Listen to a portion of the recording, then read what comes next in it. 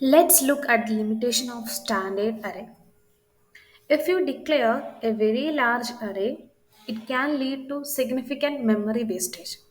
This is because standard arrays allocate memory for all elements, regardless of whether they are used or not. In a processor test, only a few hundred locations are accessed for code and data. Allocating a gigabyte sized array in the scenario would be inefficient and waste valuable memory resources.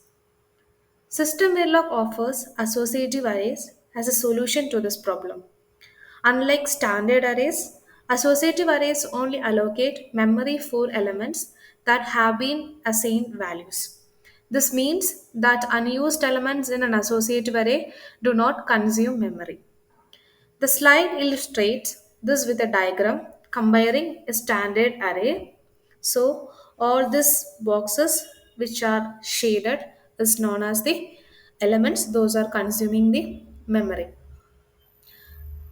So this is a standard array. So you can see it is allocated for even for the unused elements also. Okay. But in associative array, it's not using the memory for the unused elements. Associative arrays are particularly useful when dealing with sparse data where you only need to store values for a small subset of possible indices. An associative array is declared with its data type in square bracket. So you can see in square bracket the data type int or square bracket star, that means it can take all the data type. So let's look at an example to understand associative array concept. So the declaration you can see as bit 63 down to 0 associate in square bracket int, that is a data type. So it stores 64 bit values. SystemVerilog provides a new system functions to return information about an array. SystemVerilog offers various methods for analyzing and manipulating with associative array. So here we can see the first one is num. This is finds the total number of entries in the array. So this is delete. We have seen the previous example also. This is remove a specific entry from the array based on its index.